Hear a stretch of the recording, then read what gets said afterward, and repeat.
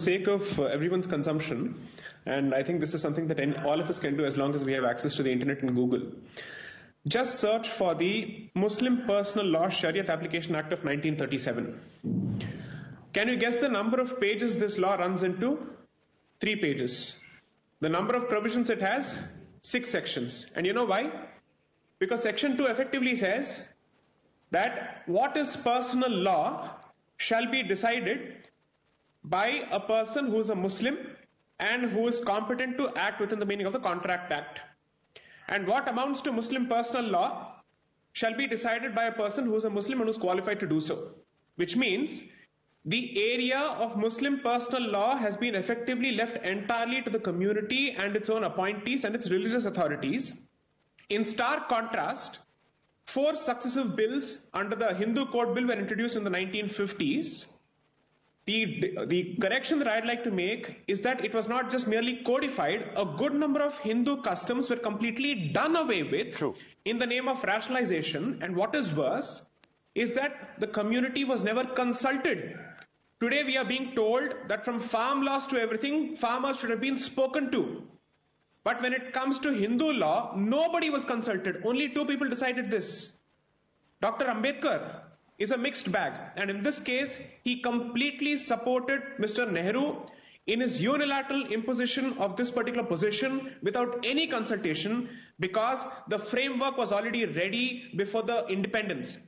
In the 1940s, Dr. Ambedkar had already worked on this, and some of his comments I have reproduced in my book India That Is Bharat, which positively show that there was no consultation undertaken with respect to Hindus. That's point number 1. Point number 2, and this is extremely important for people to note.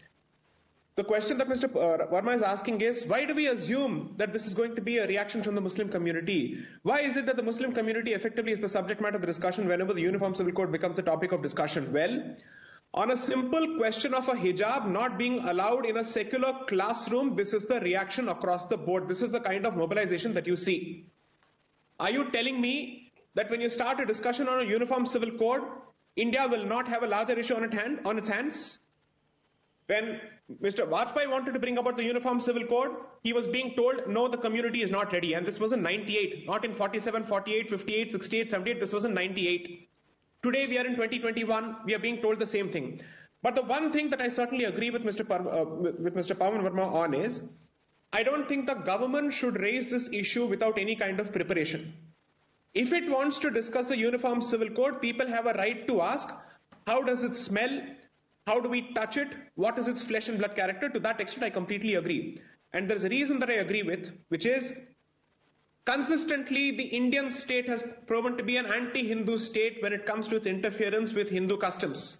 Therefore, more than the impact of the Uniform Civil Code on the Muslim community, I am concerned with the impact of the Uniform Civil Code on the Hindu community, because the standard operating procedure of the Indian state, regardless of the dispensation, is if I have to undertake a measure which is specific to a non-Hindu community, I will not be able to sell it across the board unless and until there is a compromise that is made by the Hindu community. Therefore, since this is seen as a slap against the minorities, the Hindus too will have to be slapped along with it. That has been the traditional position.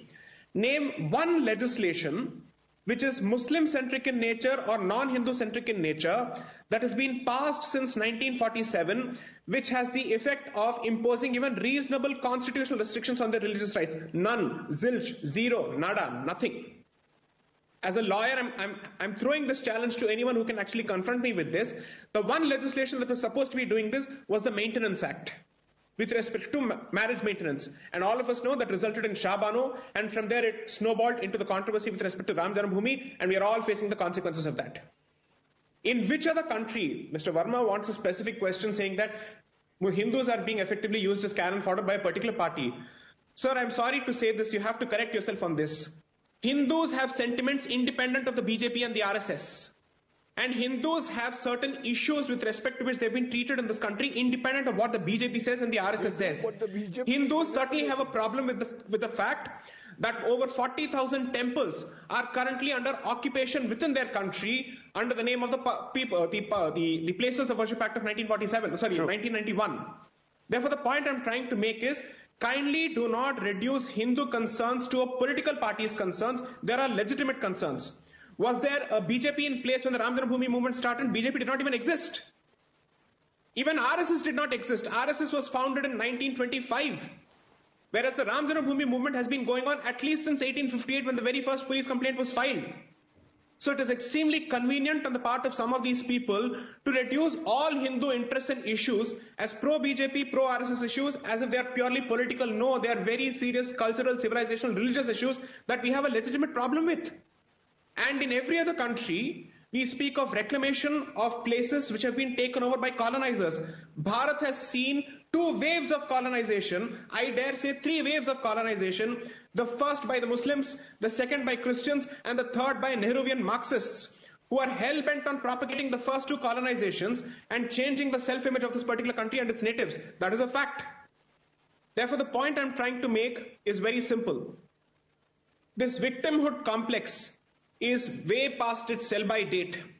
Because if Saudi Arabia can take a look at its past and it can say we wish to move forward, and this is not what we want to be for the rest of our lives, and this is not what we want to be known for, I'm sorry to say in this country, where you effectively recognize 3 specific categories of Ashrafs, Arzals and Ajlafs, well, the Ashrafs are basically changing, so it's time for the Ajlafs and Arzals to change.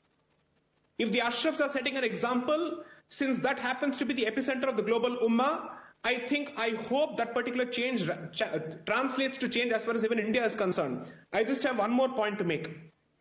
In which other country with close to 80% majority would you have expected the majority population to wait for 200 years to get one of its places out of 40,000 places, and that too through the court?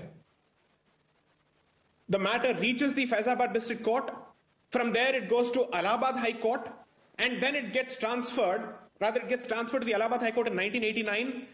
A matter that is transferred in 1989 after 1947 gets decided for the very first time in 2010. You get a 2-1 verdict, you still don't have your land, then you have to wait until 2019 to finally get it. This is the extent of patience. So after having been patient for all these decades, so to speak, or even centuries for that matter, finally when the community says enough is enough, we are only asking for parity, not even preferential treatment,